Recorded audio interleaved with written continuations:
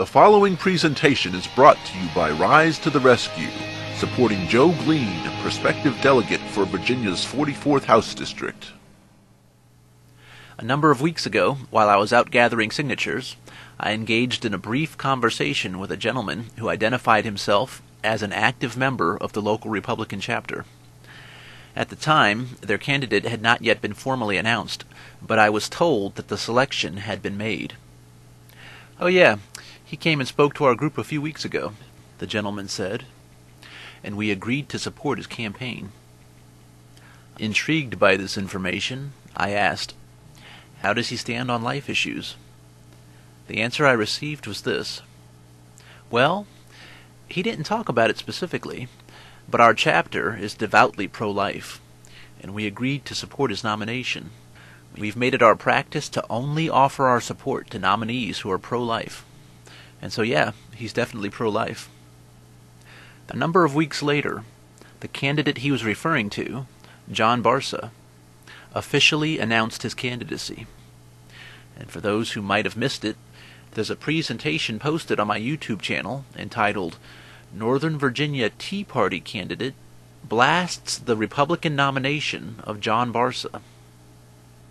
In that presentation, I spoke of the red flag that ought to pop up in our hearts and minds whenever a politician or an aspiring politician postures himself in a way that indicates an intention to neglect the God-given preeminence of our moral sovereignty.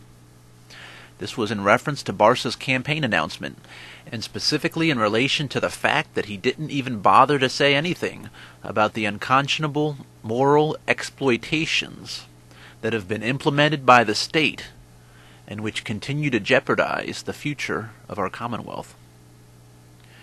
Following my review of his campaign announcement, dated August 15th, I was able to obtain a copy of his campaign flyer on August 23rd.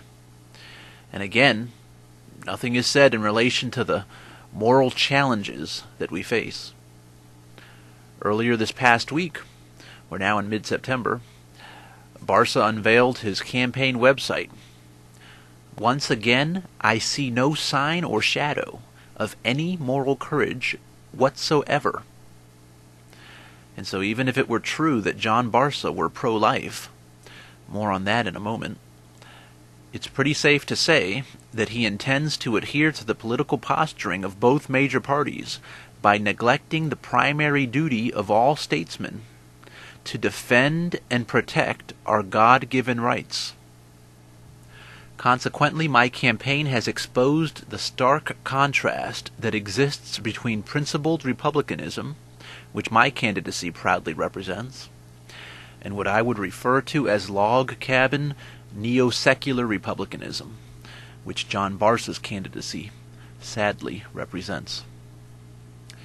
For example, if I weren't on the ballot, Barsa would no doubt have remained completely silent on the issue of life throughout this entire campaign. And good people like the man I spoke with while I was out gathering signatures might have remained caught up in the flawed logic of presuming that since Barsa was endorsed by the Republicans, he must therefore be a strong advocate of life, family, marriage, and religious freedom. We now know, however, that he advocates none of these things.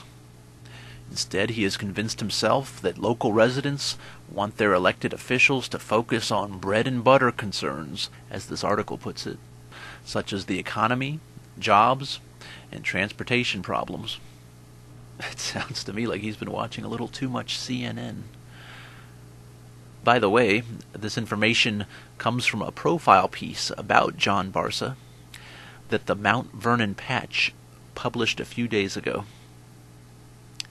As he continues his door-to-door campaign, Barsa says it's not the hot-button issues such as abortion and same-sex marriage that voters are talking to him about. The article quotes Barsa as saying, "I think people want a truce on social issues." Quite frankly, when I read comments like this, and then see that John Barsa has already collected well over $11,000 in political contributions, I can't help but wonder how many of those donations came from people who thought they were contributing money to a pro-life candidate. Another thought that crossed my mind as I read those fantastic comments is that Barsa must not be paying very close attention when it comes to world events. After all, it was just last month that the United Kingdom Prime Minister David Cameron spoke candidly about the recent rioting in Great Britain. He was quoted as saying, "Social problems that have been festering for decades have exploded in our faces." He said, "We have been too unwilling for too long to talk about what is right and wrong, from marriage to welfare." He spoke of children without fathers, crime without punishment, and rights without responsibilities, pointing out that the worst aspects of human nature had been tolerated, indulged, and even fortified through government-mandated incentive programs. He says, by a state and its agencies that in parts have become literally demoralized. All of these very same legislative themes, things that were once unheard of in the United States, are beginning to dominate state legislatures across the nation. This is the aim of politicians like Adam Ebbin, Scott Sourville, and others who continue to advocate for the statewide indoctrination of social progressivism. These people never stop. They never rest. They continually look for new ways to chip away at our God-given rights. What's really at stake is the general abduction of our inalienable rights by those in power. And for those who think that politicians like John Barsa are going to somehow save our local communities from these menacing political movements by simply pretending that none of it really matters, or by doling out empty reassurances meant to compensate for their overtures of inaction and neglect, well, I think these folks would be fooling themselves if they actually believed it to be true. What we really ought to be doing is looking for the type of leadership that demonstrates a moral competence and a clear understanding of the core issues. We need to fill the Virginia General Assembly with individuals who have the courage not just to speak the truth, but also to stand for those principles of truth. Not just to advocate equal justice, but also to demand it at all costs.